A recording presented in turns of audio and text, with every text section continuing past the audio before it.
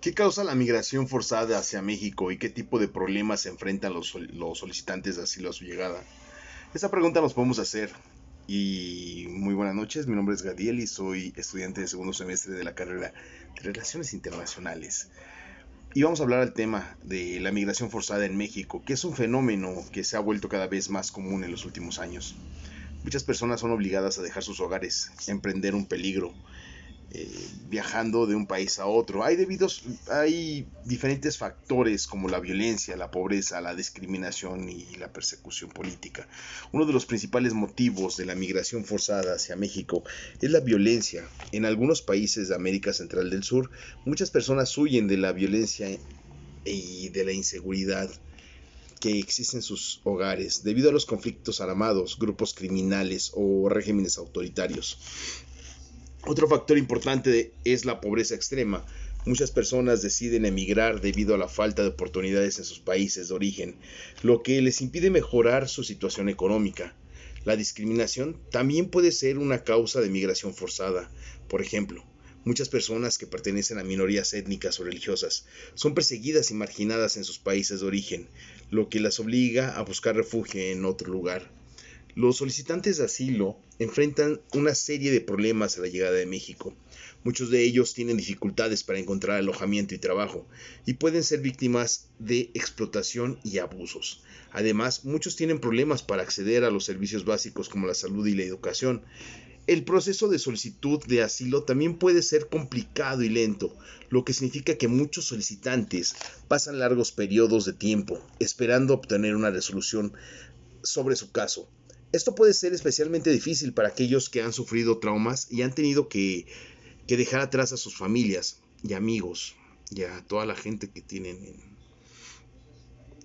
En resumen, la migración forzada en México es un problema complejo que tiene muchas causas y que enfrenta a los solicitantes de asilos con una serie de desafíos a su llegada. Es importante que se tomen medidas para abordar estas cuestiones y garantizar que los migrantes reciban el apoyo y la protección necesarias.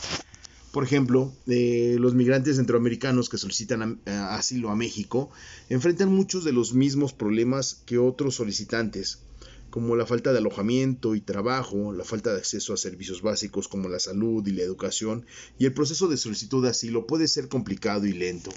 Además, los migrantes centroamericanos a menudo enfrentan desafíos específicos debido a la complejidad de la situación de sus países de origen.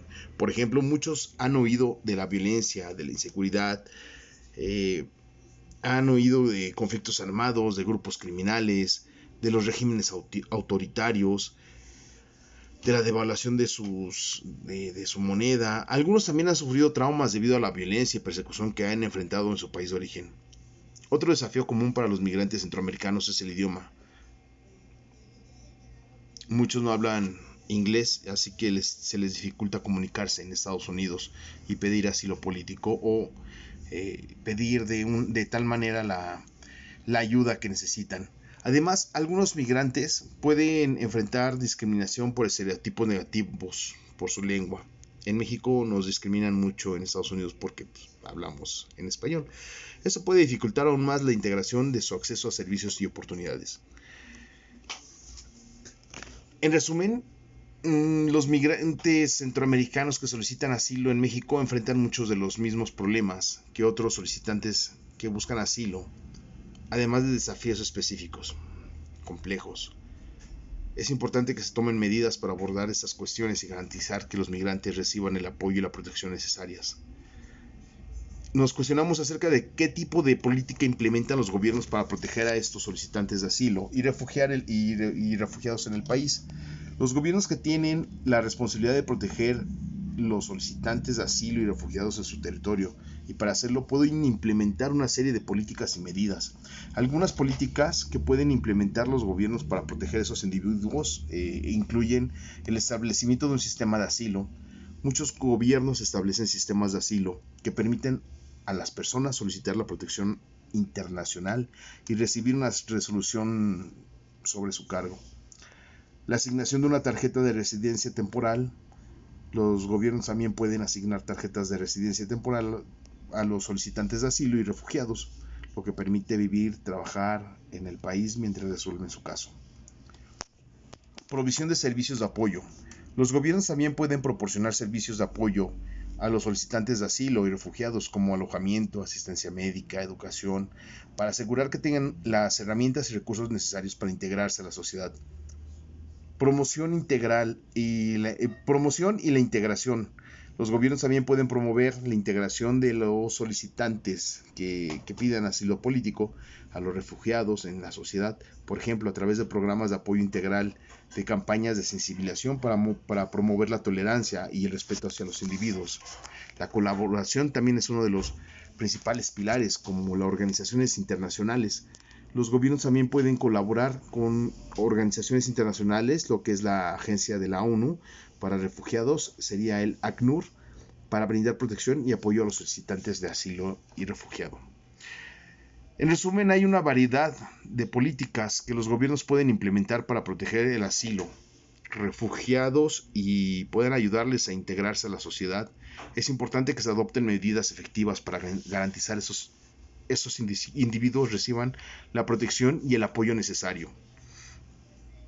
¿De qué forma repercute estos acuerdos internacionales en la formulación de las leyes mexicanas en materia de migración y asilo de refugio?